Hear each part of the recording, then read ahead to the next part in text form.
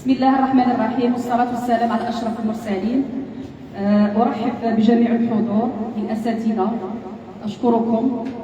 ونيابة عن السيد مدير دار الثقافة لولاية وهران أرحب ببيت الشعر، كما أرحب بالشاعر بن شريف مصطفى على الشعر وعلى هذا الكتاب، علما أنه هو الديوان الخامس. أشكركم وشكرا. شكرا سيدتي. شكرا سيدتي. أهلا وسهلا بالحضور. Bienvenue. Depuis la maison de culture Dar الثقافة الدكتور إبراهيم بوهران يسر بيت الشعر الجزائري maison poésie et le café culturel d'Aloran de recevoir Ben Shrif Mustapha. On a déjà eu le plaisir de le recevoir. Cela fait une année, n'est-ce pas, mon cher? Ouais. Mais on l'a invité en tant qu'essayiste. Il a présenté son essai Regard tourné vers soi, et c'est un essai sur l'Algérie qui explique l'Algérie de maintenant à la lumière des deux décennies des années 70 et 80, n'est-ce pas? Et c'est un regard historico-philosophique littéraire. Aujourd'hui, on le reçoit en tant que poète et il va présenter son recueil de poésie Chorégraphie crépusculaire à Bni Abbas.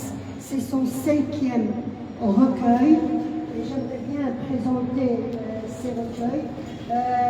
Il a Rapt de rimes, je vais les présenter telles qu'elles sont en ordre chronologique. Rapt de rimes.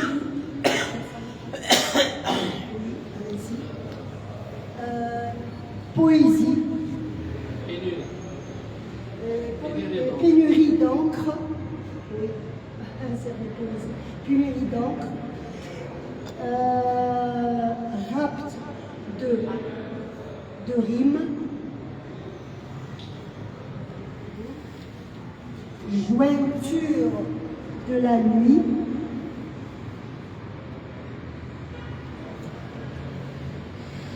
apparition crépusculaire, le crépusculaire qui se répète.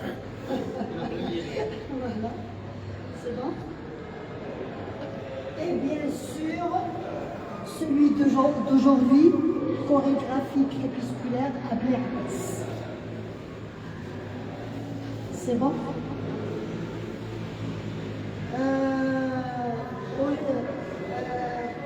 Que vais-je dire sur ce recueil?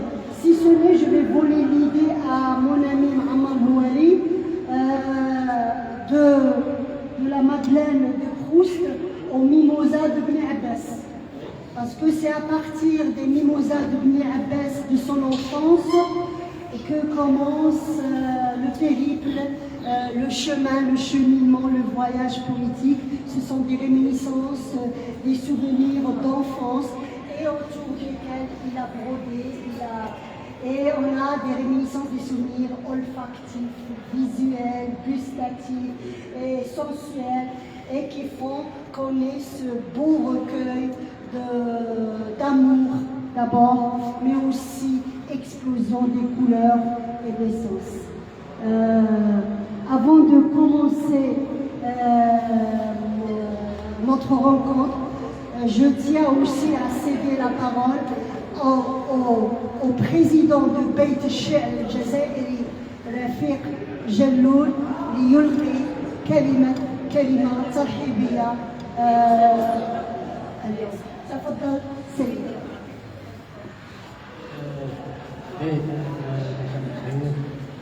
السلام عليكم. سعيد بلقاء الوجوه الجميلة. سعيد أيضا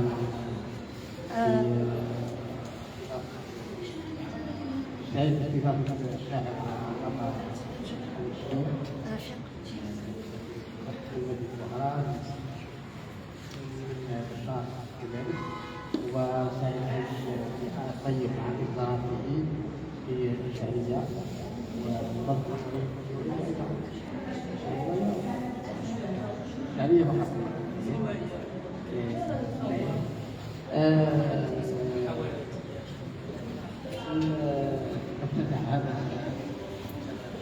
نفتتح هذا اليوم هذه الأمسية مع في بيت الشعر مع شاعرنا ضيفنا وأيضا عضو في بيت الشعر وهران، ونتشرف دائما بحضور وأرجع الكلمة لسليمة وهي شكرا شكرا سيدي رفيق جلول رئيس بيت الشعر الجزائري فرع وهران.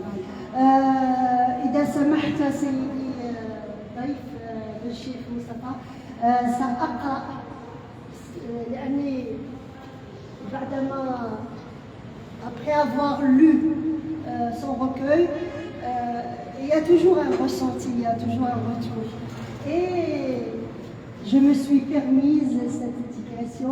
Il a lu, il a aimé, Gali, vous pouvez la lire. Il m'a donné le feu vert. Hein. Chorégraphie crépusculaire, Abni Abbas. Poésie de l'inachevé, de l'inassouvi. Et si le silence du Sahara est volubile, et si le crépuscule du soleil redouble de morsures féroces et brûlantes, et si la quête de la sérénité mystique est irisée d'œillets écarlates, et si la plénitude désirée est ce même désir, l'inachevé.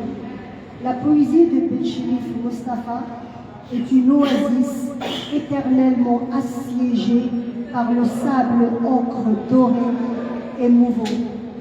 Une oasis irriguée d'une eau rare, une eau distribuée avec parcimonie et équité, en fukara, sagesse millénaire paysanne.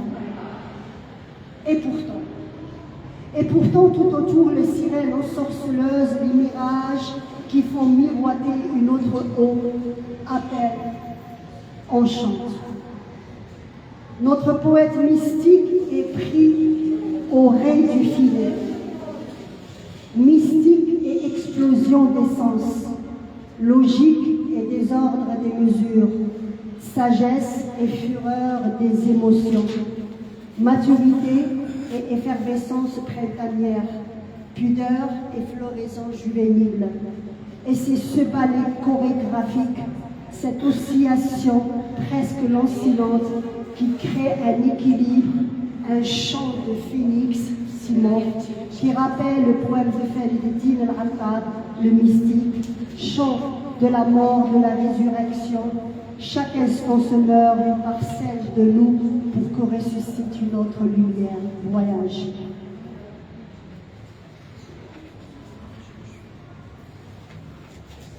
Je voudrais que tu sois dans ma nuit. C'est le poème de Belchérif Mustapha. Je voudrais que tu sois dans ma nuit, le tâtonnement, le renoncement, les pas qui hésitent, et que j'aille chercher sous les draps de la nuit les braises de la passion pour te réchauffer. Et quand disparaîtront de la nuit nos chimères, nos rêves et nos abandons, il y a l'homme qui attend nos ombres pour les séparer de leurs étreintes en un adieu de lumière. De chez Mustapha.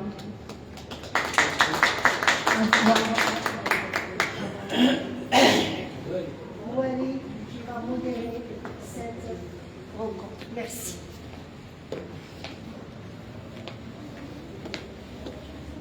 Bonjour.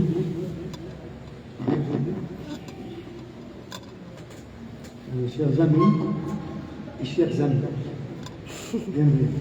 La Maison de la Culture et la Maison de la Poésie et le Café culturel de Bel-Laurent, pour tenir un café dans une maison.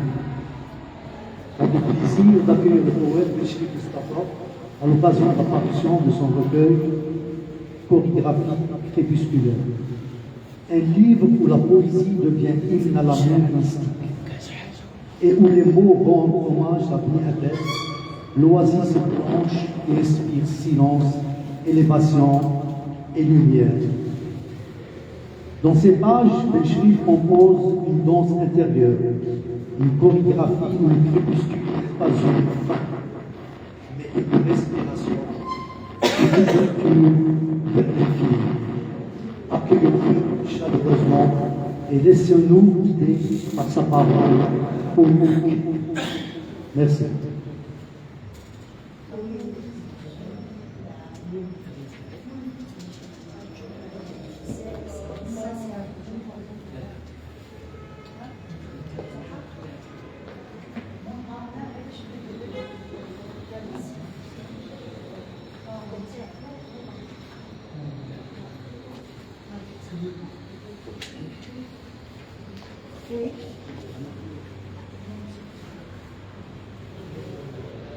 Assalamu alaikum.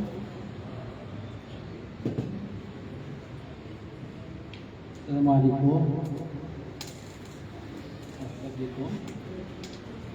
J'espère que vous allez apprécier. Vous allez apprécier le beau crépuscule de Bni-Hadès en mots et en images. Voilà, j'ai essayé de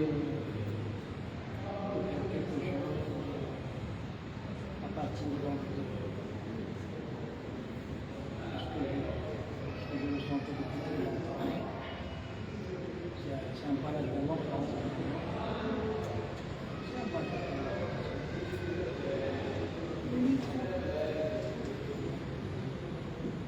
Allô, oui? Oui, on est là. Allô?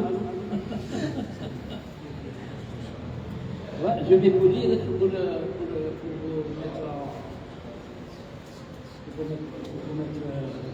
dans le bain. Je vais vous lire la couverture du recueil.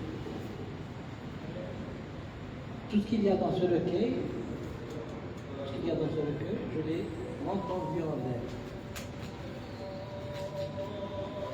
C'est un air qui traîne depuis l'enfance en moi. Des paysages, des mots, comme ces mimosas fleuries autrefois accrochés au palais qui porte la ville de Bni-Hadès,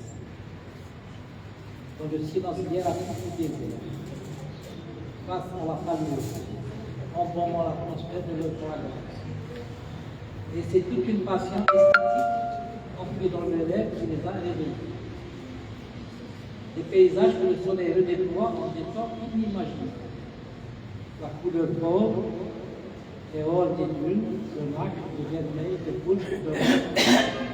Rien n'est plus beau alors sur le ciel bleu que le désert drapé de sa surface. Et au crépuscule, sous le halo fascinant d'une singulière lumière divine, voilà. Voilà, ça c'est un petit peu le... Voilà. Donc, l'impression, ça c'est l'impression générale, donc, qui est dégagée de l'objet.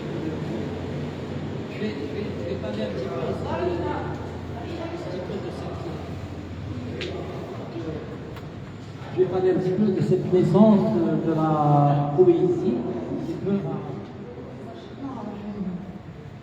à mon niveau aussi.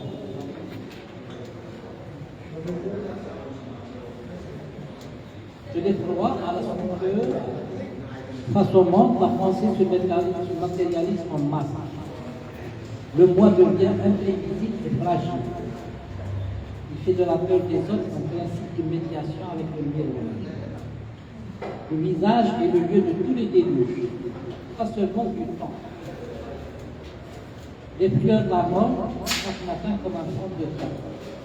Il se fiche pour les autres, comme du plastique coulé dans un moule. Ce n'est que ravagé par l'amour que la passion y laisse des signes. L'âme, enfin, s'y révèle quelque chose. La poésie, quelquefois aussi, avance à porter dans cet intérieur tourmenté. et lui laisse une petite lumière à peine éclose du délire d'être. Et en litière, des mots tombés de l'émotion, secoués, et caprices de métaphores éphémères. Et bien souvent, du regard inquiet et profond, du seul regard profond de l'amour qui en émane, se réinvente le monde, se réinvente l'humanité. Car, comme il est dit, ta dévotion, tu la montres au Seigneur. J'ai besoin de ton humanité. En fait, je n'ai compris de la vie que ce qui faisait battre mon cœur. Et je garde précieusement dans l'éclair du silence. Et je le garde précieusement dans l'éclair du silence. Tout le reste, quand il ne faisait pas battre les temps, il ne me donnait pas frisson. Je l'excusais par le rire. Et quelquefois, on laissait un poème, un écrit, comme un nuage pareil d'olive dans un ciel capricieux. Et les jours passent, l'incompréhension grandit, on se rend compte qu'à la vie, il n'y a rien à comprendre, sauf à écouter le silence, sauf à écouter ce silence qu'on garde précieusement dans un écrit, l'amour. Voilà.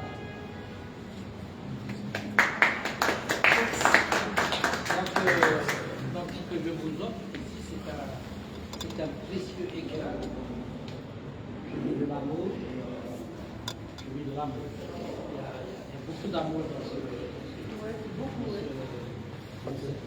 ce message. Équilibre, etc. Poésie, tout ça. Voilà ce que je vous offre. Je vous offre à regarder, à lire.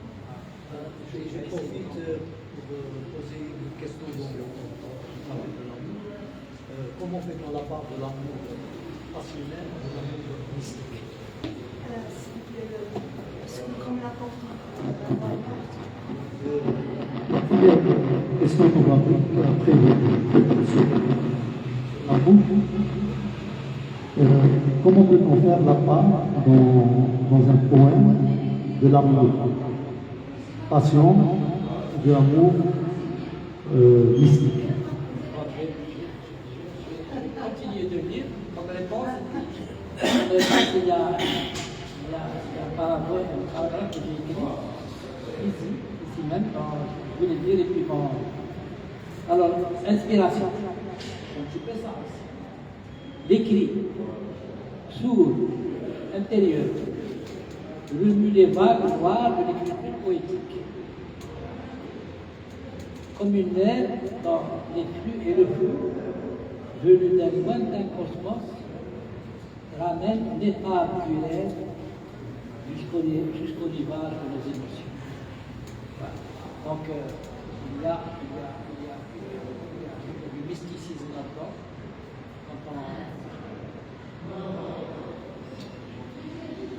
Là, vous m'avez donné une réponse de poète. Et moi, je voudrais avoir une réponse de l'homme. Philosophe.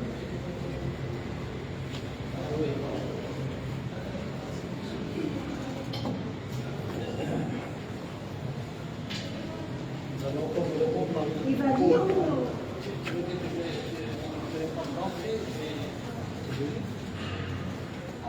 ou on pose des questions ou là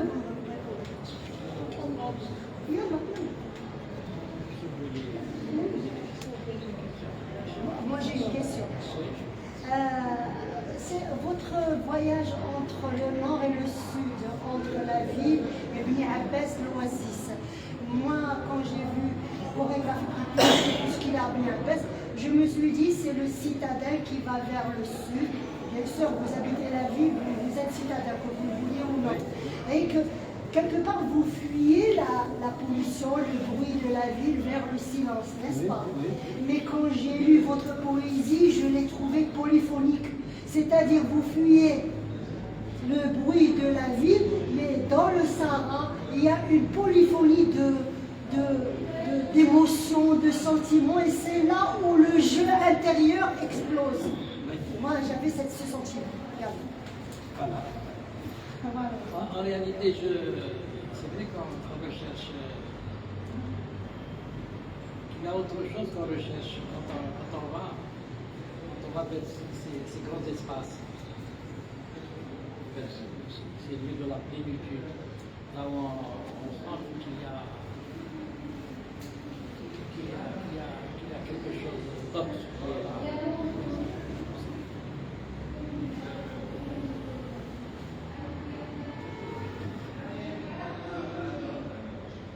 C'est-à-dire qu'en somme, ce que vous posez là, ça rejoint un petit peu dans la question que vous avez sur le mysticisme. Quel rapport y a-t-il entre le mysticisme et le poésie? C'est ça, Imam. C'est ça.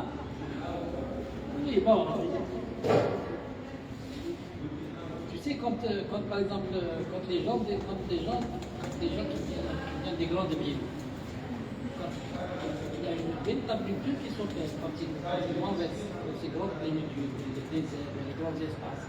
Ils recherchent ça, ils recherchent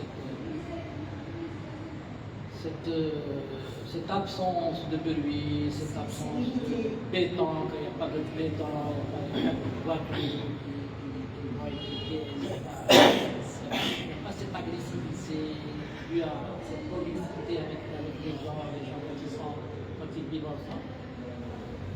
Il y a une espèce d'agressivité qui s'accumule surtout dans les grandes villes, dans les lieux où le rythme il est accéléré, le rythme de la ville fait qu'il s'accélère. Surtout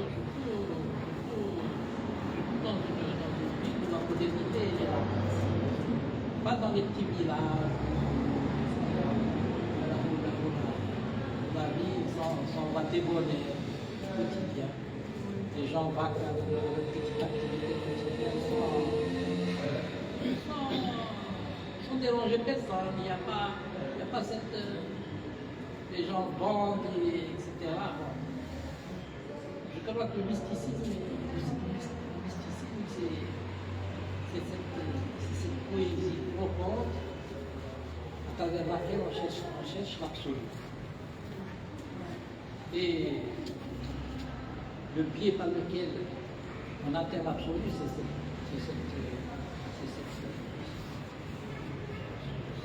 ces grands espaces, ce vide. Je peux dire autre chose aussi. C'est bien cet échange. Je voulais poser une question. Pourquoi le choix d'Abdi Abbas? Pourquoi on va choisir Abbas? Abbas aussi, l'élément important de Abbas, c'est la célébration qu'a nommée de Nebel. Ouais. C'est tout le Coran, c'est la ville qui se déplace à Abbas, c'est Ouais. la ville, la région. Apparemment, ce que j'ai lu, vous ne faites pas référence qu'à la célébration du Maulid. Au contraire, vous parlez de la période où. Non, le fait est là, c'est qu'il y a des événements à la place qui sont importants, qui sont dans le national et international. National, dans le sens où la fête du Maulid, c'est toute la région du Kuwait, c'est du Boulala, etc., qui fait tout ça et qui fait ça de manière spécifique, c'est-à-dire propre folklore de la région. Et il y a un truc important, c'est le Foucault. Les gens qui veulent d'Europe, qui veulent de l'Occident, sinon ailleurs, qui veulent pour de visite à Abbas, à ce lieu du recueillement, de la prière, etc., de la méditation, ils viennent pour voir pour s'approcher au lieu de la chrétienté. Donc, mysticisme et mysticisme, c'est le mysticisme monothéiste partagé. C'est l'islam, c'est aussi un petit peu de chrétien, etc. Bon, si ça a été au départ du colonialisme, si ça a été un lieu pour pénétrer, pour coloniser l'Algérie, etc. Ça, c'est autre chose. Mais le recueil, c'est pas pas naissé le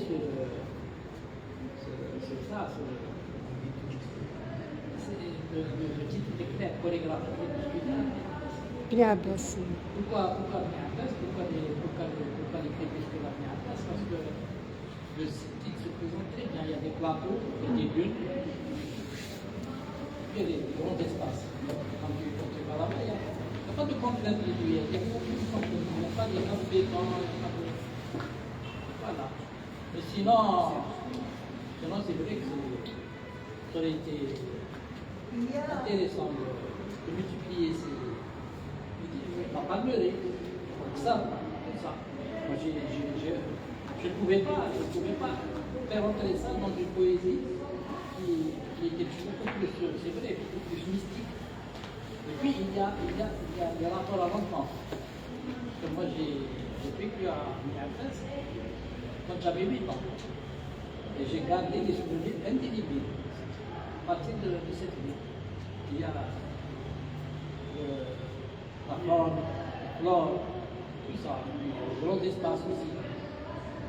Ça peut te frapper quand on était enfant. D'ailleurs, les Abbas c'était pratiquement confiné dans la palmeraie, dans le sable, c'est les gens habitaient tout ça, travaillaient là, etc. La seule vie coloniale, c'était quelques maisons. Et puis il y avait le Plantin, la citadelle, si vous voulez, coloniale, c'est là où l'institution militaire, etc. C'était sur le plateau, ils ont construit, donc, vous connaissez bien la place. Voilà, c'est tout ce qu'il y a. Mais puis, ils ont construit un petit peu aussi de l'hôtel. Il y a un poète qui s'appelle Ibn Abbas. Il y a même étreinte à Ibn Abbas avant. Ibn Abbas. Elle m'avait abandonné son corps d'ange. Elle m'avait rendu soudain mystique.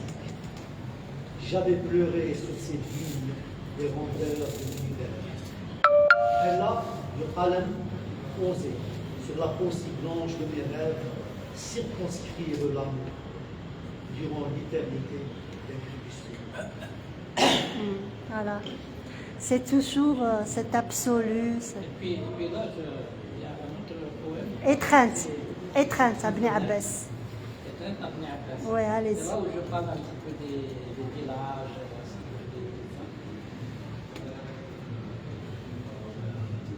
On verra un nuage qui passe, verse-les dans un poème, verse-les dans un poème, puis prends le ciel, versons du bleu, puis prends mon âme, secoue tout ça dedans. Et au soleil de l'été, tu étaleras tout ça sur les corps nus, pour qu'ils bronzent. Ensuite, à El-Oueda, là où on rencontre le haut palier avec accès à l'infini, pour le jour de son corps nu et bronzé, verse-le dans un peu de joie, puis à Temtet. Ça, ce sont les villages de Oueda, Temtet, etc., les villages de Ibn Abbas. Là où l'horizon cache le vent, mais beaucoup de rire de son corps bronzé et lourd, dans un peu de gaieté, puis secoue le tout dans son cœur, et faisant un cocktail du boulard. Alors, ivre de bonheur, je t'enlacerai de toutes mes forces, pour ne jamais te perdre, ni dans les dédales de la mémoire, ni dans les chemins étroits des histoires fantastiques et épiques des amours de la palmerie. Oui, je voudrais dire que Ibn Abbas, vous nous offrez toute une floraison de vos silences, vos émerveillements, de 4 ans, entre parenthèses, et la vie. Alors, de cette retraite, vous faites décanter toutes les passions en solution. J'ai l'impression, on vous écoute, en lisant quelque chose, la même fois. Donc, les souvenirs et les rêves se bousculent. Et là, vous nous offrez tout un bouquet de poèmes. cette ville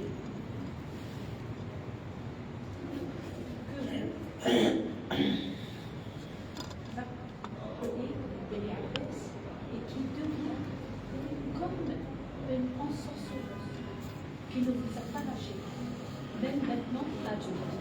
Et on sent quelque chose qui nous appelle à voir cet endroit. Juste en est émerveillé aussi et on cherche à connaître ces ordres. Parce que moi j'ai parlé une fois de mes fleurs et des ocres, des marguerites, on en voit, mais le sable et son immensité, c'est autre chose. Vous avez déjà été Hafida Bessoud? Je connais Tarit Bechal, mais pas plus loin. Mais je connais l'Oasis. C'est déjà ça. Très jeune, à l'âge de 17 ans, j'ai été à Tarit. Et j'ai Émerveillement. toujours dans mon cœur. Alors je vous lis un autre poème.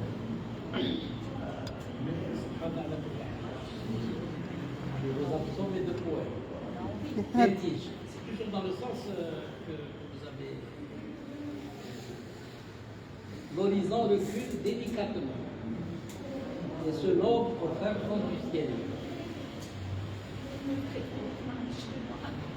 L'horizon recule délicatement et se lève au fond du ciel. Une fraîcheur de crépuscule te donne le sourire. Une fraîcheur de crépuscule te donne le sourire. L'espace, éveillé comme le corps d'Alma d'une jeune femme dans des buissons. L'espace, éveillé comme le corps d'Alma d'une jeune femme dans des buissons. Vous savez, l'espace, l'atmosphère, l'espace, etc. Il y a une blancheur diaphane quelquefois qui nous montre avant qu'il y ait des couilles, etc. C'est comme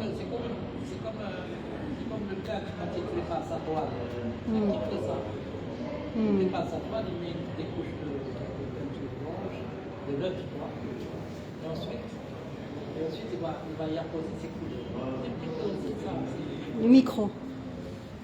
Vertu du silence qui scelle par un baiser l'âme conquise.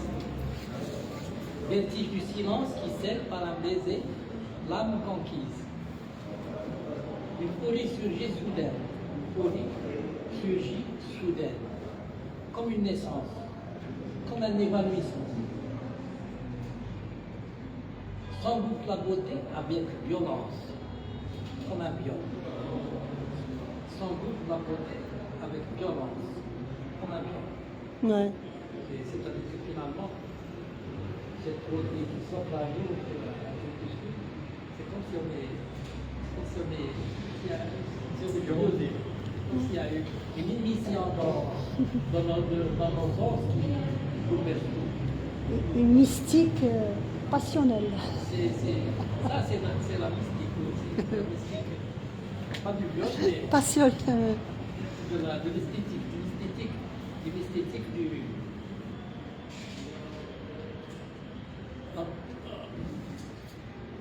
Bon, il y a le fait que on ne pouvait pas jumeler les deux parties de la grande photo. Le fait que on ne voit qu'une partie. Il faut dire aussi que le recueil de poésie de chiffres, Mustapha, il est illustré d'images, de photos prises par lui-même, par son smartphone.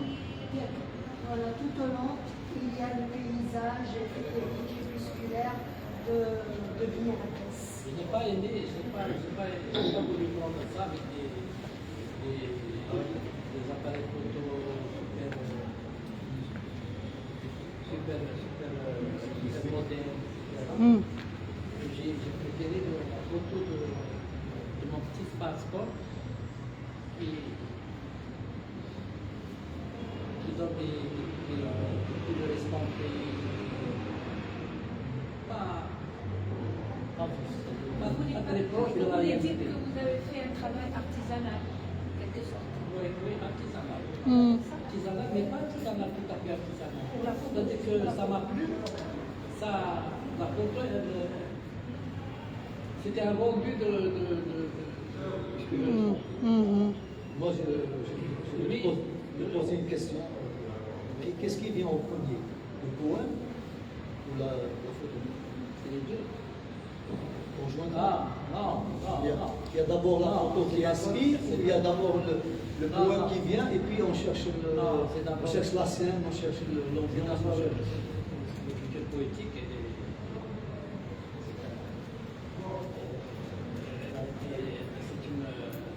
elle a été a priori, c'est elle qui a été à l'origine de cette entreprise de. D'abord, il y avait mais au commencement, il y avait l'idée. Au commencement était le verbe. Quoi? On va dire au commencement était le verbe. Ensuite, on est passé à la photo elle-même pour prendre Les paysages qui oui, ce couple comme support, on va dire aussi. C'est un enrichissement, ce que vous donnez là, ce que vous faites. C'est un enrichissement. On peut s'évader aussi à travers les photos. Oui, bien sûr. C'est sûr que ça révèle beaucoup de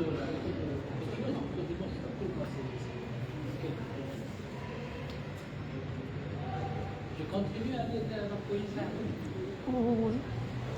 Lisez-nous un peu d'amour. Votre recueil de poésie, c'est un recueil aussi d'amour. Vraiment, l'amour avec un grand A. Et c'est sublime. Ouais, dis-lui. Dans la passion, il y a l'amour. Oui. C'est-à-dire l'amour de la vie, l'amour de la nature, l'amour. Dis-lui. Dis-lui. Goulda. Dis-lui.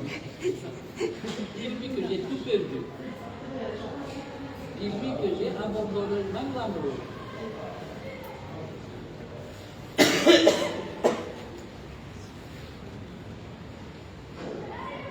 Dis-lui que j'ai abandonné même l'amour pour avoir plus de temps à l'aimer.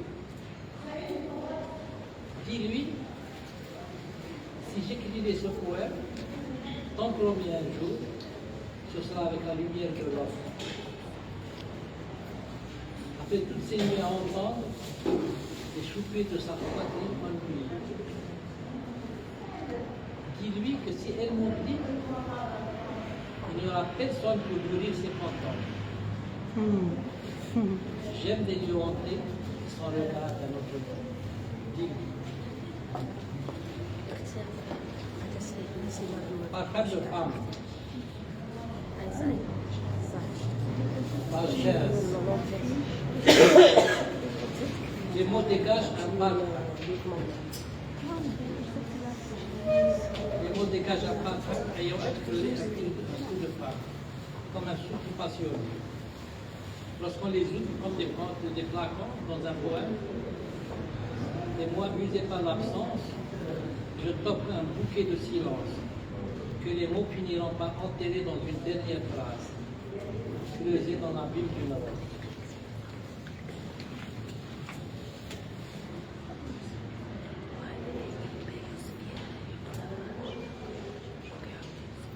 Je ne vais pas tout lire, bien sûr, c'est pas possible de tout lire comme un poème. Mais je vais lire certains que j'ai choisis comme ça, au hasard. Et s'il y a quelque chose, s'il y a des poèmes qui vous plaisent, vous les lirez. Mais on va continuer avec l'amour comme éveil. Les jours que la vie enfile dans sa besace sont des mots sans consonne ni voyelle. Les jours que la vie enfile dans sa besace sont des mots sans consonne ni voyelle. Et elle nous et dénoue ces textes enlacés. Et là où le nœud se trouve commence un nouveau pas, une nouvelle place, comme un nouveau chemin. Et le silence s'égrène comme un long feu tranquille.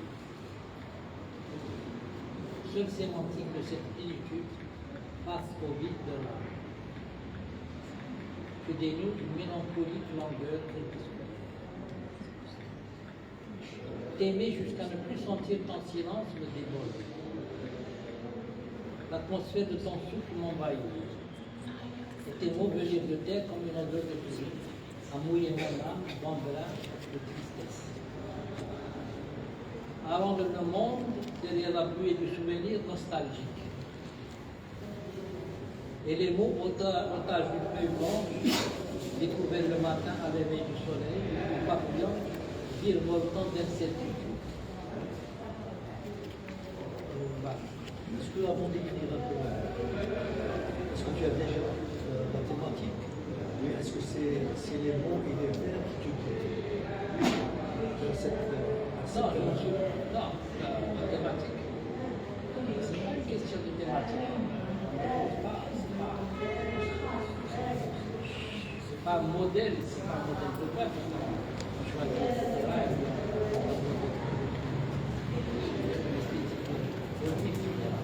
C'est beaucoup plus.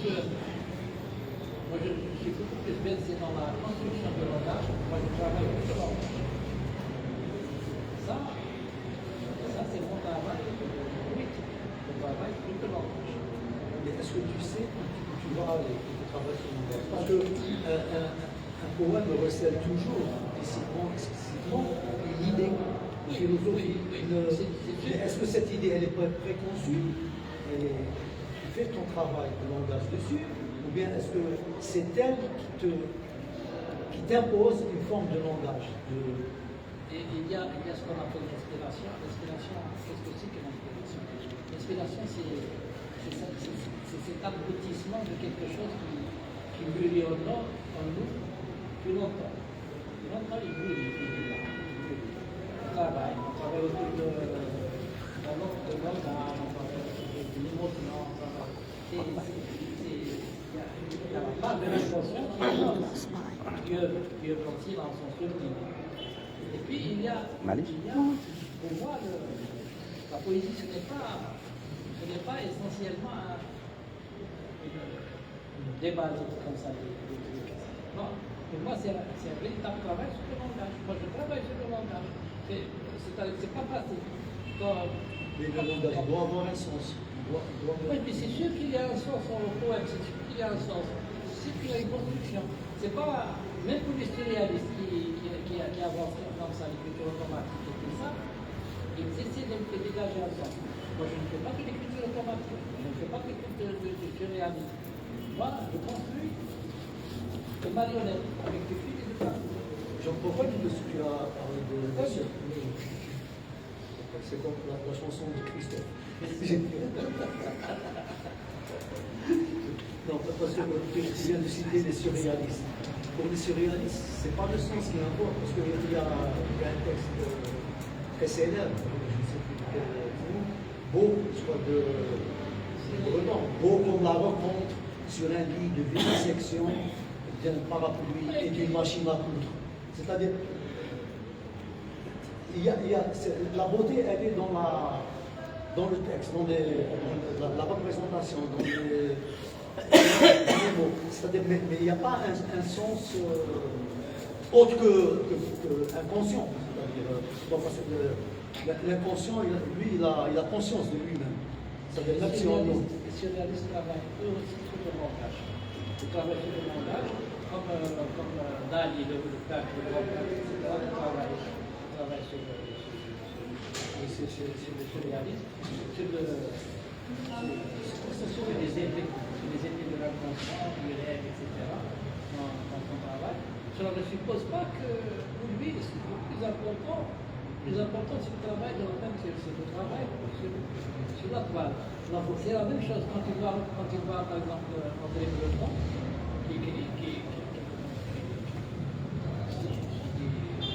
c'est des rencontres, c'est des écarts, c'est des rencontres entre l'image, etc.,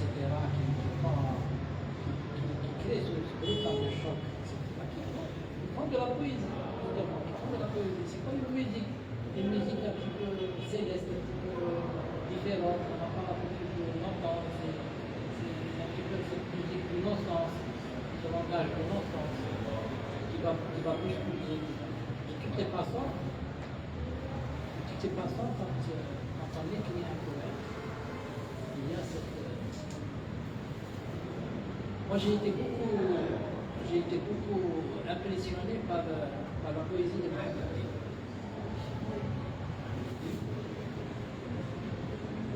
Son écriture poétique, c'est le dépouillement. Véritable dépouillement. Travail. Très mystique. Et travail, c'est sur le dépouillement, c'est avec le langage. On ne va pas construire des choses, mais on va essayer de dégager un poème. C'est exactement moi, à chaque fois que je lis Mohamed Tif, les poèmes de Mohamed Tif, moi j'ai travaillé sur un recueil de Mohamed Tif pour Muller. J'avais commencé à... C'était un travail, je vais vous raconter un petit peu ma vie. Les ténors parlent beaucoup de la poésie. Non, pas du tout. C'était de la poésie. C'est de la poésie. Quand je parle de Paul Muller, comment je suis arrivé à faire ce travail sur Paul Muller. C'était en 87, j'avais réussi le concours de magistère à Alger. Et j'avais choisi de travailler sur Mohamed Tif, la poésie. Bon, j'ai arrêté, je n'ai pas pu continuer parce que les conditions d'évaluement et tout ça, et puis les événements historiques et tout ça, je n'ai pas pu continuer. Mais j'ai commencé à travailler donc sur Paul Muller. J'avais lu auparavant en Gardière et tout ça. Mais Paul Muller, ça m'avait plu. Ça m'avait plu. C'était des poèmes courts, des poèmes. Et des hermétiques. Quand on ne quête pas beaucoup, c'est des poèmes très hermétiques, difficiles à comprendre, difficiles à saisir. Moi j'ai aimé ça. J'ai aimé beaucoup aussi, au niveau de l'hermétique, ceci pour répondre à la question de cette relation entre... Voilà. Au niveau de l'hermétique, j'ai aimé beaucoup, par exemple, Aimé Césaire. La l'écriture poétique, c'est mythique. Il veut le côté extraordinaire. Et on sent que c'est pas du surréalisme. C'est pas du surréalisme.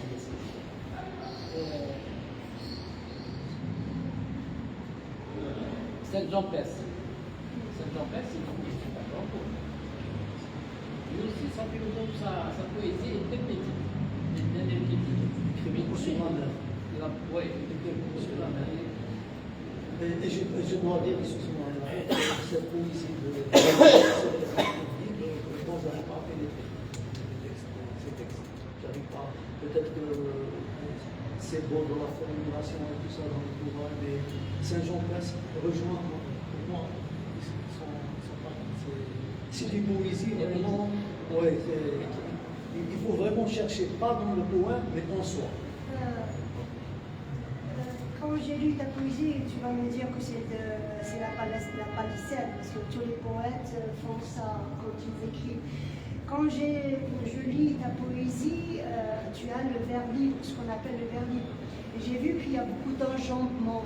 Tu passes au vers suivant, il y a un certain mot, un petit mot, la moitié d'une phrase. Non, mais je sais pas, c'est de la poésie. C'est-à-dire, je me suis posé la question, est-ce que le poète, le Cheikh Moustapha, à un certain moment, il a tellement de choses à dire que le sens n'arrive pas à se formuler au niveau de la phrase, alors il essaie de le transmettre aussi au niveau de la forme.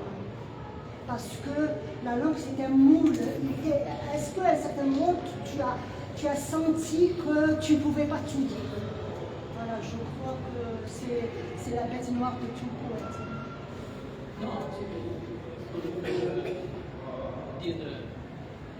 pour parler de la structure qui meut cette écriture,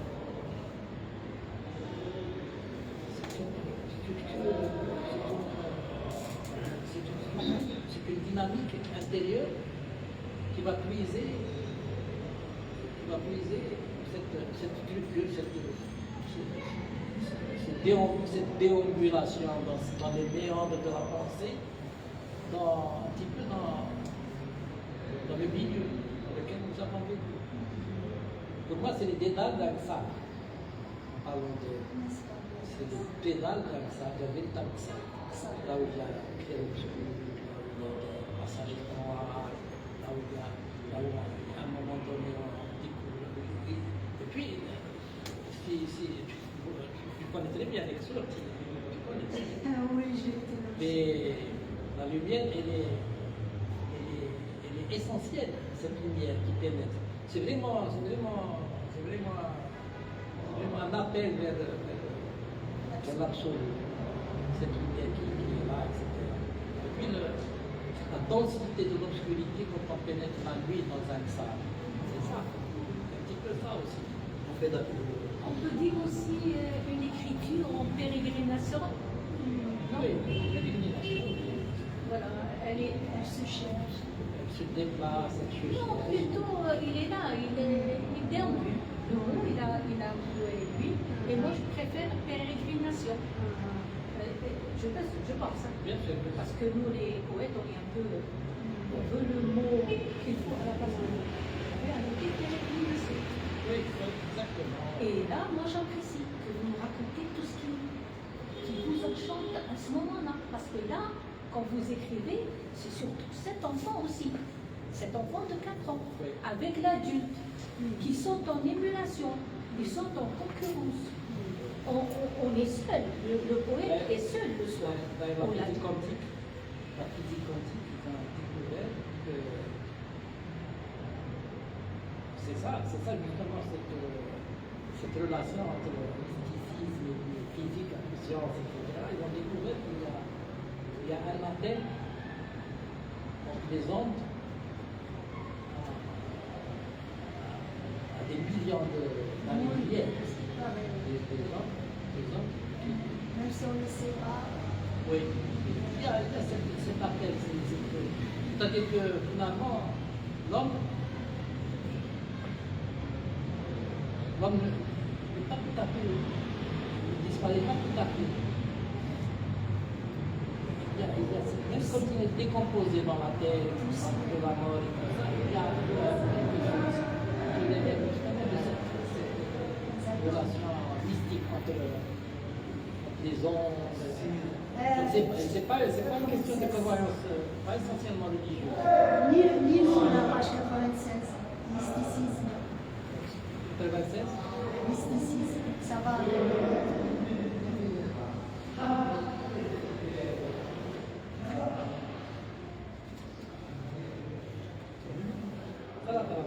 96. Mysticisme.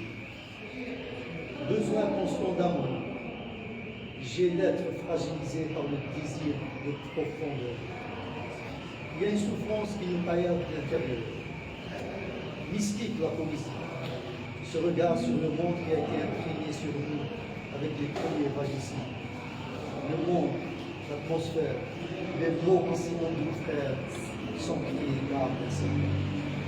Premier choc anaphylactique. Première transe.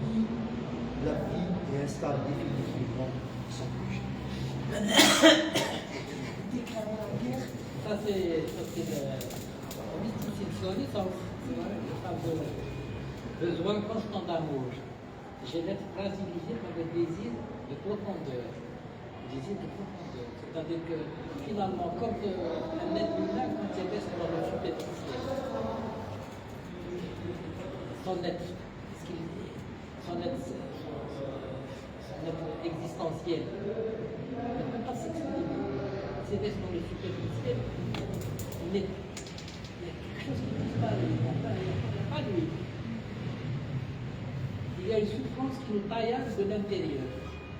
Qui nous taillade de l'intérieur. Il y a une souffrance qui nous taillade de l'intérieur. C'est cette souffrance qui fait que ce besoin de profondeur, ce désir de profondeur.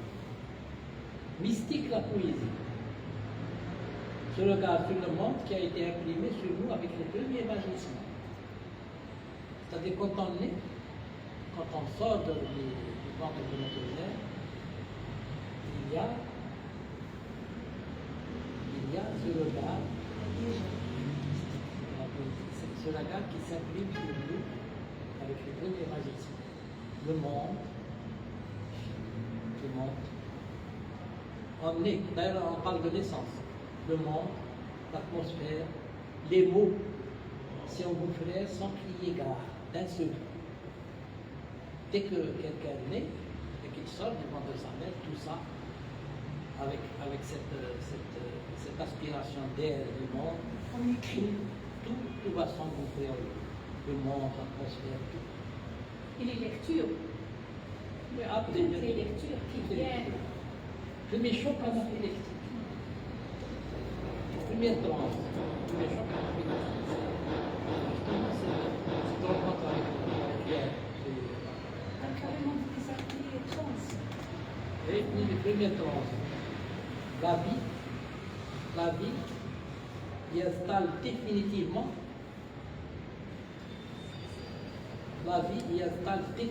son catégorie. Dès qu'il naît, ça y est, c'est la vie qui est. Drôle de poème, il y a souffrance et QG, là. Parce que le paradis, C'est-à-dire, je me suis dit, est-ce que le poète, la vraie poésie, il faut toujours l'associer à la souffrance? Non, pas forcément, mais l'être même de l'homme, c'est vacille. D'ailleurs, c'est un aphorisme de Schopenhauer. Il vacille entre souffrance et douleur. Aussi entre douleur et désir et douleur. Ça, c'est la phrase de Schopenhauer. Vraiment, c'est... Ce poème qui a toute sa force.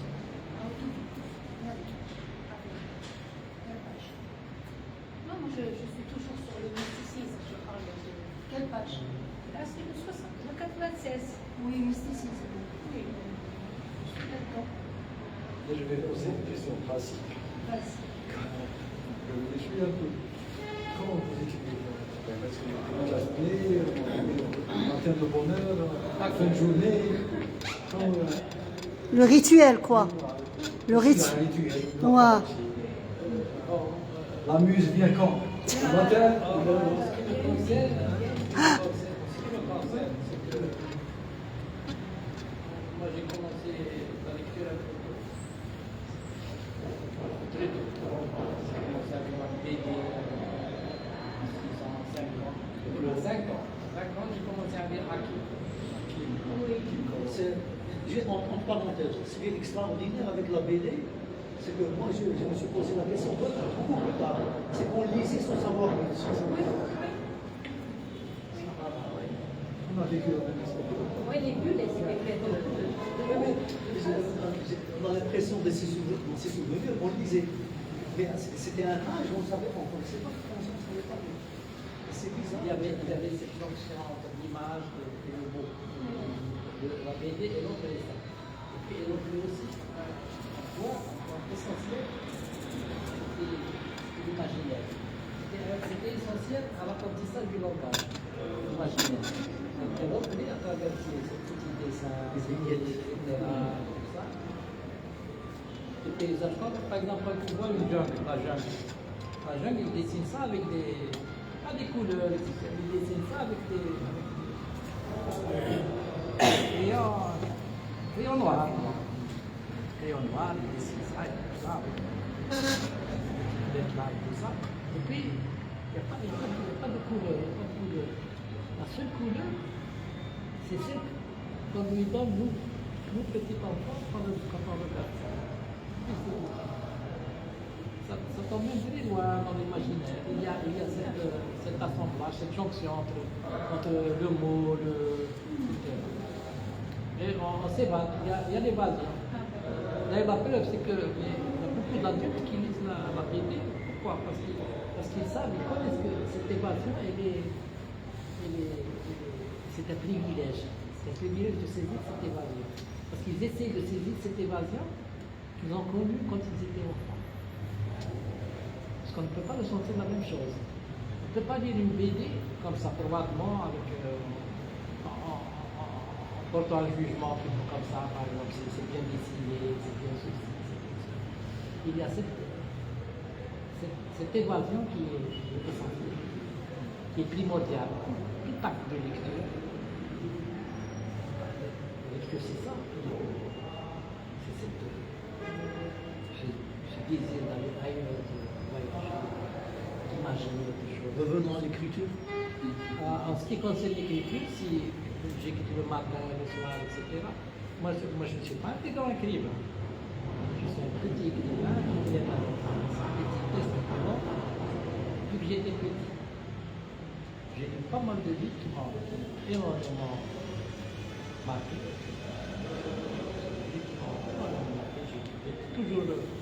J'ai toujours aimé la littérature, j'ai lu beaucoup de livres qui ont été vraiment curieusement. Par exemple, Les Trois Mousquetaires, je l'ai lu à 13 ans.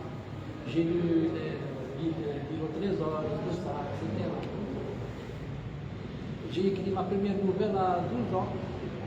12 ans. Elle a disparu, je ne sais pas ce qu'elle fait. Toujours en français, monsieur? Toujours en français? Parce que la scolarité, Mais on avait les rédactions à l'époque. On écrivait les rédactions. Une question de chez Moustapha. Est-ce qu'il vous faut un retour permanent entre le nord et le sud pour trouver cet absolu, ou vous faites le plein une fois pour toutes? Il vous faut le va-et-vient? Pas du tout. Ah. Moi, j'ai vécu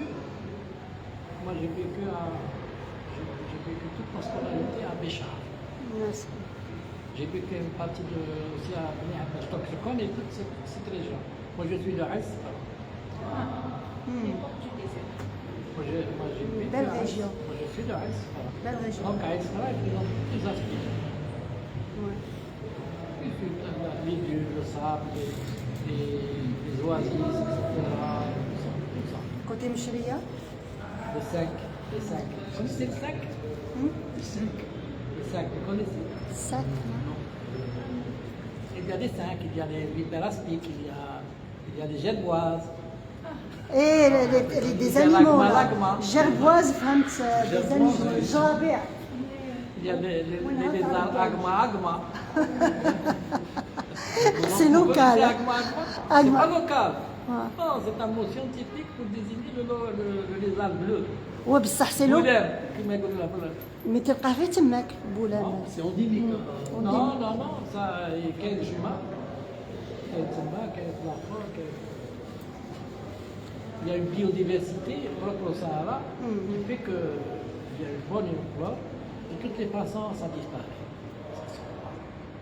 Avec la désertification, avec les chasses, la chasse accrue Le brigandage. des brigandages. Où est-ce que tu vas? Vous avez lu Isabelle Ebera? Alors, Isabelle Ebera, moi je l'ai découvert à 15 ans. À 15 ans. J'ai lu Françoise Daubin, La couronne du sang. Je le connaissais. Je ne connaissais pas Isabelle Ebera. J'avais 15 ans, j'ai découvert Isabelle Ebera, j'ai lu La couronne. Parce qu'elle est enterrée à Haïs. Elle est enterrée à Haïs. كاين نظريه اخرى l'impossible amour c'est plusieurs زي السجاوي. Ouais. algérien avec une sœur Ouais. une sœur Ouais, à ce qui paraît. au lycée d'une religieuse au Sahara. Une belle histoire d'amour aussi impossible. Ne nous éloignons pas de la poésie. Pardon? Oui, oui, c'est de religieux de Sahara. Ne nous éloignons pas. Non, c'est la nourriture de sa poésie. Non, pas forcément, non. Et ton premier poème? Alors, moi, mon premier poème, je l'ai écrit peut-être à l'âge de 13-14 ans, c'était en imitant un petit peu Rimbaud. Moi, c'était Baudelaire. Baudelaire aussi. À la lecture de Rimbaud Baudelaire, il y a la page 55, une poésie qui s'intitule « Je viendrai ».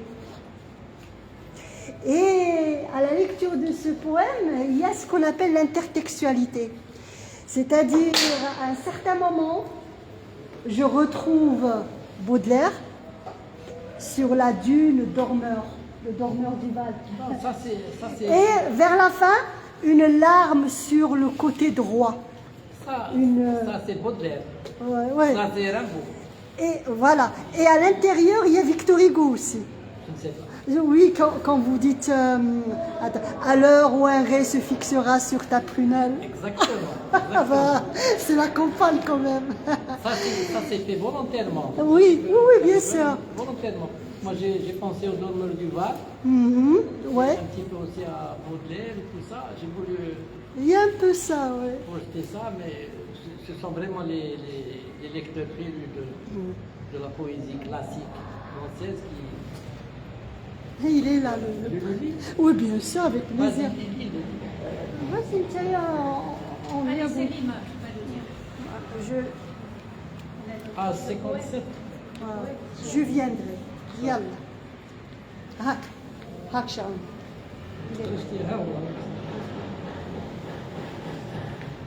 Je viendrai sur la dune dormeur.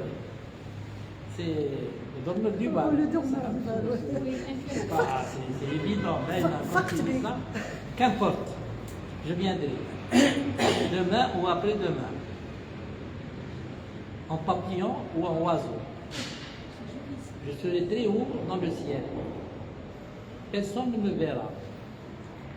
Je viendrai à l'heure où l'aube étend sa lumière blafarde sur la campagne. Ça, c'est... Vous êtes bien accompagné là. Ouais. Vous êtes bien accompagné là. Je tire ce qu'on appelle l'intertextualité. À l'heure où un Peut-être un ré... peu plus que l'intertextualité, parce qu'on l'a étudié. C'est pas du plagiat. Non, non du C'est pas du tout. plagiat. Non, du tout. À l'heure où un ré... Non, C'est un dialogue entre poètes. Non, c'est pas un dialogue entre poètes, non. C'est, je fais du biais un petit peu à Ouais, ouais. ces grands poètes. Ça, c'est un Oui, peu c'est- dommage. aussi, hein. oui, c'est très... Mais les gens, ceux qui ne lisent pas de poésie, ne saisissent pas ça. Bien sûr. Ils ne peuvent pas saisir tout ça. À l'heure où un ré se fixera sur ta prunelle, les paupières à peine ouvertes.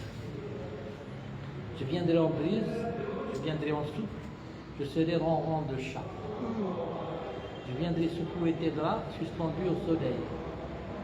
Je viendrai comme une pensée dans la tête, comme un souvenir. Je viendrai comme un chuchotement, comme un cri. Je viendrai en bourrasque. Je viendrai comme des coups sur ta porte. Je viendrai dans ta basse-cour. Je viendrai les yeux fixés sur tous les poèmes que je t'ai écrits sans rien voir dehors, sourd. Je viendrai seul avec mon amour, avec mon enfance. Je viendrai triste la nuit. Je viendrai triste. La nuit me prendra dans ses bras et sur le jour lâchera ses ombres. Je viendrai au crépuscule quand dans ton âme, éblouie par l'or du soir, se laissera aller au doux rêve de l'absence. Une larme sur le côté de Fatal, là. C'est fatal, là. Là. une larme sur le côté Très beau, très beau. J'ai beaucoup aimé. C'était votre histoire avec le crépuscule. Le crépuscule pour vous, c'est le coucher de soleil ou c'est autre chose aussi? Ça fait référence à... Il a un autre recueil de poésie qui s'intitule Apparition crépusculaire aussi. Il n'y a pas beaucoup de crépuscules là-dedans. Bien que... Ah, dans celui-ci, on a plusieurs. Ouais. J'en ai compté Oui. 4 ou 5 crépuscules. Tout le recueil qui en parle. Consacré À partir du crépuscule, est-ce qu'il y a des mirages? Je crois que j'ai pas des demi-mirages là-dedans. Mirage, c'est-à-dire. Non, je parle de mirage. On est en train de vous piéger là. Le désert est propice au mirage. Non, Non, non, les mirages, c'est au milieu de la journée. sans malice. Parce qu'on a pensé au crépuscule de l'âge aussi. J'ai compris. de la vie. J'ai compris. Mais vous voulez pas piper mot. Non, moi je n'entends pas la chose de cette manière. D'accord, Contraire, voilà. contraire. Moi je parle du crépuscule en tant que présence esthétique. Oui, parce qu'il y a des couleurs Je sublimes. parle de la vie, je parle de ça, surtout ça. Le crépuscule qui est en train de disparaître finalement. Tu sais que les grands espaces, Ah, voilà. les grands espaces dans le monde, les écologistes, Ouais. il y a une véritable alerte. Le désert, maintenant, on est en train de construire dans les déserts. On est en train d'altérer Ouais. cette présence, cet espace primitif. Ouais. Partout dans les grands espaces. C'est Il y a vrai. deux choses. Il y a Pollution, il y a le désert et il y a aussi la nuit qui a disparu. Les étoiles. La nuit, elle a disparu. Le ciel étoilé. On vit dans des villes, il y a la lumière partout. Il y a la lumière partout. Le ciel étoilé. C'est-à-dire qu'on n'a même plus droit oui. au noir. La nuit noire, elle a disparu. Mais les plantes souffrent beaucoup plus parce qu'il y a le rôle de la photosynthèse qui se fait le soir. Et là, c'est pour ça que plusieurs arbres ne donnent pas de fruits parce que la photosynthèse ne se fait pas. Parce que les abeilles ne viennent pas, ne viennent plus comme avant. Et donc il y a un tas de problèmes. Et maintenant, on enroule autour des arbres, comment on appelle ça, Les LED. des LED pour les éclairer. Elle se repose même pas là. Donc, l'arbre, il est dépouillé. Du coup, on va les rendre fous.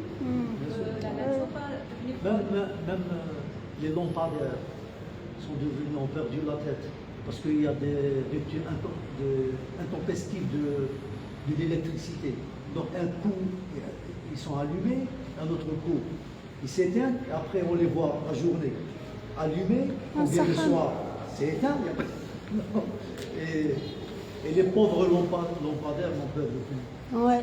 Alors, Ils sont complètement dérangés. on revient à Ibn Abbas. Parlez-nous un peu, Ben Chef Moussa, s'il vous plaît. Parce que. J'ai il y pas a- répondu à la question. Ah, voilà. Il m'a dit à quel moment vous écrivez. Attendez-vous, ça. مازال ما تواجب. لا ماشي لازم واجب ركزتي لها ديتي لها صباحها Allez, on va répondre à monsieur. Moi j'écris tout le temps. J'ai pas une heure fixe. C'est-à-dire que quand je dis j'écris tout le temps, je n'écris pas avec un. Je prends le stylo, le micro, etc. C'est dans ma tête ça se passe. C'est dans ma tête. Il y a cette présence à l'écrit qui est là, que j'ai intériorisée. Donc forcément, il n'y a pas une heure où j'ai pas un projet. Ce sont des gens qui ont un projet, qui écrivent à un moment donné précis, etc. Ils se mettent au 8 heures du matin et puis ils se mettent à écrire pendant 4 heures, etc. Ils ont des rituels. Comme une espèce de rituel. Ils ont des bouquins à consulter, ils Ils ont des contrats. ils ont un sommaire à suivre, etc. Ils passent un Je ne droit. pense pas qu'un poète a un contrat. Peut-être un romancier, peut-être. Ça dépend. Un poète. Non, ça dépend. Chaque écrivain Ça dépend. Ça Oui, dépend. il écrit sous. Mais je voulais parler de sa propre, je voulais demander pour sa propre expérience. Et ce soir, C'est vrai, chaque poète, Mon ça. expérience, moi je sais une chose, je sais que quand on parle de poésie est difficile. C'est très difficile. Très. Les gens croient qu'il suffit d'aligner des mots comme ça, des mots soit qui riment, soit qui prend un petit peu qui crée un petit peu cette image comme ça, un petit peu bizarre, tout ça, et voilà, et puis ça. Il y a des poèmes.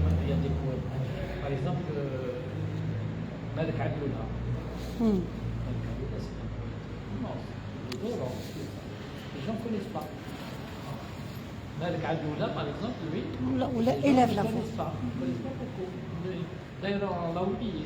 Habib Tangour, il écrit très bien. تنقور. C'est une poésie magnifique aussi.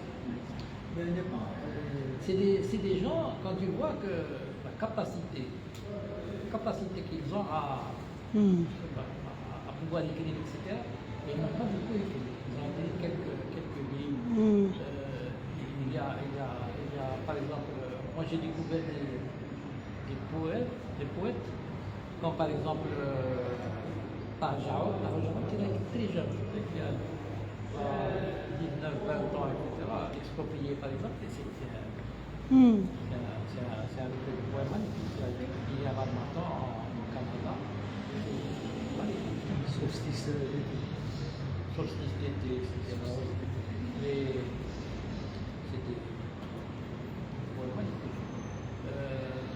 Kheldin, marocain, ces poèmes sont aussi magnifiques. Il y a un petit peu d'hermétisme maintenant, mais ils sont pleins. Avec Souk et tout ça, je crois qu'ils ont freiné l'élan de ces jeunes. Ils ont freiné. Quand tu lis par exemple aussi, quand tu lis Abdul-Wahhab al-Dal, le grand penseur du mysticisme, le grand penseur de l'islam, celui qui a. Ses écrits sont magnifiques. Il a écrit deux romans, deux pseudo-romans, je ne sais pas, parce qu'il les a écrits très jeunes. Il a écrit à 30 ans, 31 ans, 32 ans. Moi, je suis subjugué par cette jeunesse, par cette précocité, etc. Depuis toujours. Je trouve qu'ils sont très forts. Quand tu lis par exemple aussi Yamina Meshaka. Oh, explosé. Yamina Meshaka. Donc sans arrêt. Katib Yassine a 25 ans, 24 ans. Il a réussi Paris de donner une œuvre belle. Il y a 28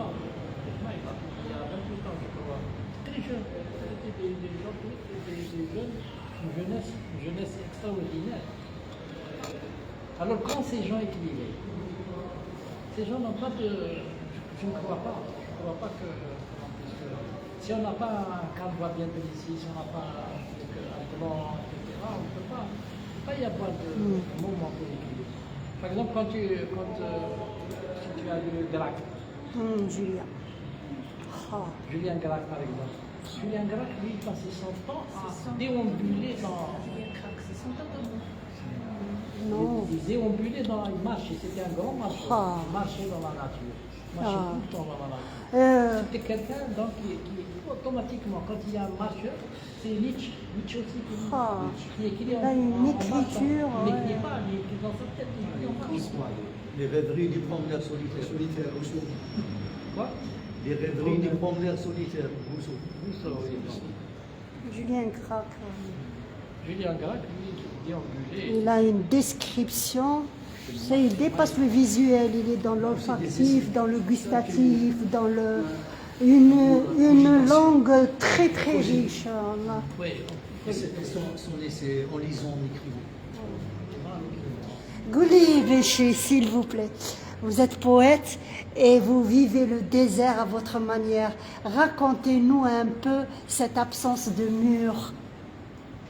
Il n'y a pas de mur, hein. Les gens qui n'ont pas visité le sud, il n'y a pas de mur, c'est-à-dire notre regard peut porter sur 100 km sans être interrompu. Le grand algue, non? L'algue orientale, Pour les prendre à tous. la voûte céleste, les étoiles, tout ça c'est très beau. Je vais lire un poème, un petit poème. Oui. Quelle page? Il y a tellement de.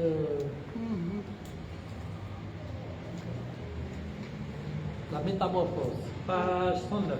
Sonne, métamorphose. Oui, c'est de ça qu'elle parle, cette métamorphose. Alors, mon éternité avec vous s'est achevée. Reste mon heure avec vous, la dernière. Et dans l'espace libéré par l'éternité, il y a encore l'immensité, où s'est profilé mon introuvable amour. Au désert, à proximité du silence, règne une lumière intérieure sans partage. Le bonheur de côtoyer l'absolu. Le bonheur de côtoyer l'absolu. Sous le diadème d'un coucher de soleil. Tu peux lancer dans l'état, quelque chose. Ça, C'est encore un synonyme de crépuscule. c'est le diadème d'un coucher de soleil. Coucher de soleil. Là, je ne parle pas de coucher de soleil. Moi, je parle de ça, justement. La métamorphose, c'est ça. Et Là, vous côtoyez deux amis, le silence et l'absolu. là, oui. Belle échappée pour écrire. Il n'y a pas mieux. Ah, Belle échappée. je vous le souhaite le sud, vraiment. C'est une expérience à Il y vivre. a où loger à Beni Abbas? Mais il faut aller à Il y l'hôtel. a un problème. Il doit y avoir des maisons d'hôtes là. Il y a un Sur problème. maison Il y a un d'hôtel. problème. Moi, ça fait longtemps que je ne suis pas allé là-bas. Mais il y a un petit problème, c'est que la location me cache. Comme c'est une villa et d'autres, et ceux qui viennent de l'extérieur, etc., il faut des maisons qui restent. Des gens qui viennent. Là, sur l'hôtel, il y a un seul hôtel, l'hôtel libre. La nuitée est chère. Ouais, parce que c'est triste. Ça doit coûter entre 600 000, 500 Mais les gens n'ont pas pensé à des maisons d'hôtes. كاين لا كاينين اللي دايرين زوبيرج. كاينين بصح ما سي با ماشي بزاف في Ouais. كاين واحد il a construit un hôtel à l'université, il a construit un hôtel, je crois qu'il va être opérationnel. هذاك اللي je crois qu'il est tous les bourses تاع مساكن كيفنا يلزم واحد يمشي. Pour écrire de la poésie. Ouais. D'abord s'échapper et admirer les merveilles d'abord. Et après, l'écrit s'il vient, marche pas. Mais voir ces merveilles,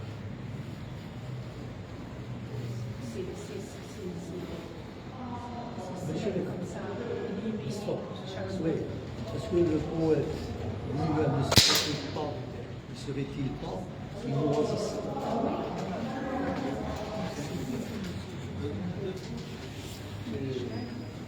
Qu'est-ce que je veux dire? À la rencontre de l'oasis, le poète, on donne son oasis. Oui, exactement. C'est un. Il ne vient pas les mains vides. C'est une oasis en pleine illumination. Donc il y a une oasis, il y a une palmeraie, il y a tout ce qui est. Comme Beni Abbas, Ah oui. Oh, Beni Abbas, c'est une oasis. la palmeraie, elle a pratiquement disparu. C'est moi, hein. La palmeraie, il n'y a pas d'eau. Ah oui. Il n'y a pas d'eau. Il y a juste quelques palmiers qui tiennent. Parce qu'il y a des palmiers qui tiennent avec une grande prise de date. Beni Abbas, elle n'a pas des. Elle n'a jamais été. C'est pas une palmeraie qui doit des dates. C'est des dates qui m'a regardé. Alors, on n'est pas. ماشي كيما التاريخ كيما أضرب الشرطة أضرب Donc c'est un phénomène qui existait déjà. ديك البنوك كاين الدكلة كاين حميرة كاين Oui, même à Timimoun, la palmeraie disparaît, à Tmented aussi, hein, parce que les jeunes ne veulent plus travailler aussi durement que leurs ancêtres. Oui, on nettoie plus les fougères, les puits. Non. Les puits qui donnent cette eau. Si on abandonne ça, c'est que. Oui, mais dans le temps, la main d'œuvre qui nettoyait, la main d'œuvre qui nettoyait, qui prenait sur elle, qui nettoyait, c'était les esclaves. Ben oui, c'était les esclaves. Entre guillemets, les esclaves, avant l'abolition. Avec la République algérienne, quand tout le monde est pareil, du jour au lendemain, on a bloqué les. Je parle d'Adrar, hein. Tous les puits au centre-ville sont fermés. Eh bien oui, qui va faire ce travail? Il faut une main-d'œuvre vraiment forte. On enseigne ça dans les écoles maintenant aussi. ça commence On déjà. militer pour ça. On va militer. Oui, alors il y a une très belle poésie, Incarnation, si vous pouvez terminer avec, parce que c'est plein. هذا مثال هذا. ما مش عارفة بالك. Incarnation, ça parle كملوا هنا d'amour. نكملوا في هذه. Oui, vous pouvez ajouter ce que vous مانيش عارف voulez. نهار. Ouais, Yallah, parce qu'il est déjà. Il est 5h moins le quart. Mine de rien, oui. Incarnation. Page, s'il vous plaît. Page 30.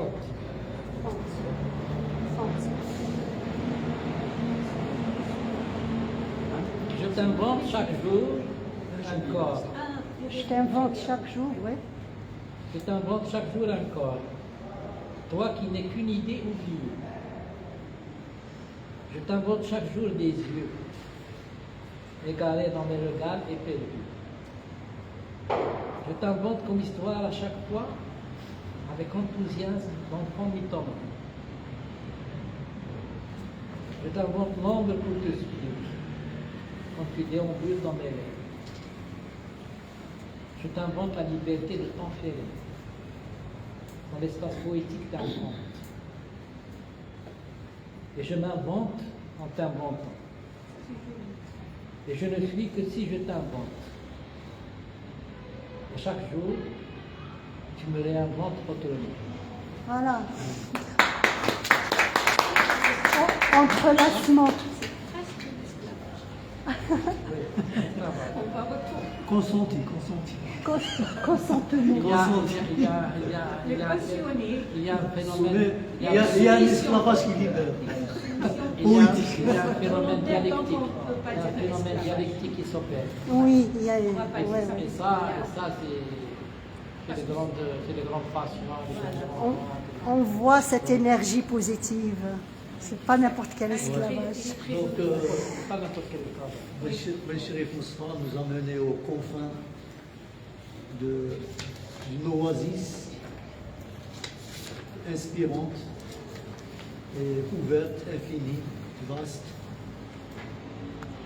Et ça a été un beau voyage Oui, qui succulent. nous a donné des ouvertures, de nouveaux regards sur ces espaces. Ouais. J'espère On que te- ça. Oui. J'avais été en contact visuel avec le texte, avec le. Tout à fait. Un bon Visuel et spirituel. visuel, immobile. Un bon Avec projet immobile.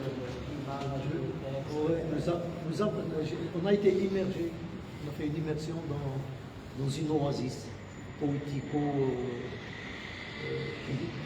comment dire, oui. On a été nombreux et on te remercie et à d'autres recueils, D'autres voyages. d'autres voyages. Ne t'éloigne pas trop des oasis. Il sera aussi le prochain recueil, la prochaine Peut-être. poésie, Moi, elle je- sera toujours à la recherche de l'absolu dans le sud. Je vais lui poser pour clore une dernière question. Si tu étais un voilier, tu serais toujours à la barre ou tu laisserais le bateau aller là où il voulait, comme le bateau ivre de Rimbaud? Il y a aussi des questions, Piège. les mots techniques ou la psychotechnique qu'on pose quand on veut recruter quelqu'un, on peut lui poser ce genre de questions. Pour voir s'il a vraiment le sens de responsabilité ou là c'est quelqu'un qui est poète. Les poètes, ils laissent aller, ils sont débonnaires, comme ça. Non, je crois que d'ailleurs, c'est pas moi qui l'ai dit, c'est Heidegger aussi, sans complaisance. Avant la philosophie, il y a la poésie. Avant le langage, il y a la poésie. C'est-à-dire que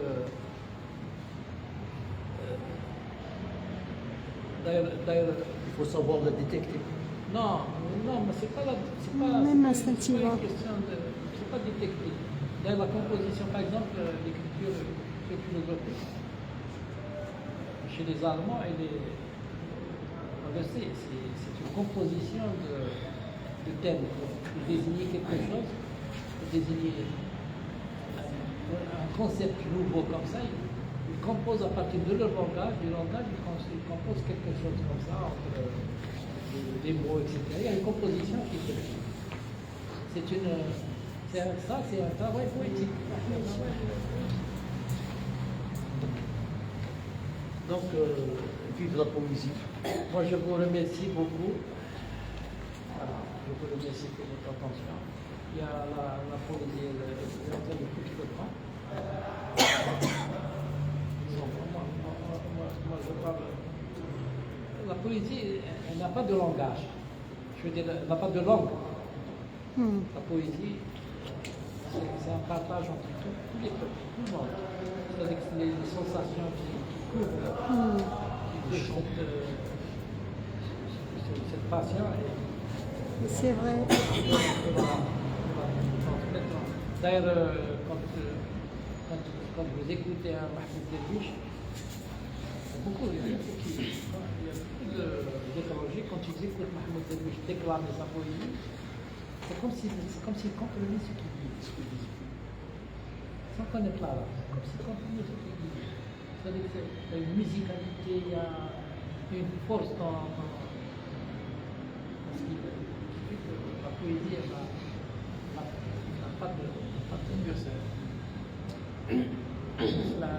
La poésie, disons que c'est un langage universel qui n'a pas besoin de s'exprimer dans une langue.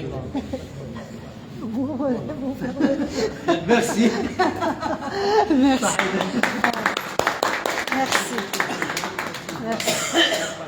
Merci à notre cher public qui aime la poésie. On est peu nombreux, mais ça a toujours été comme ça, la poésie. Merci.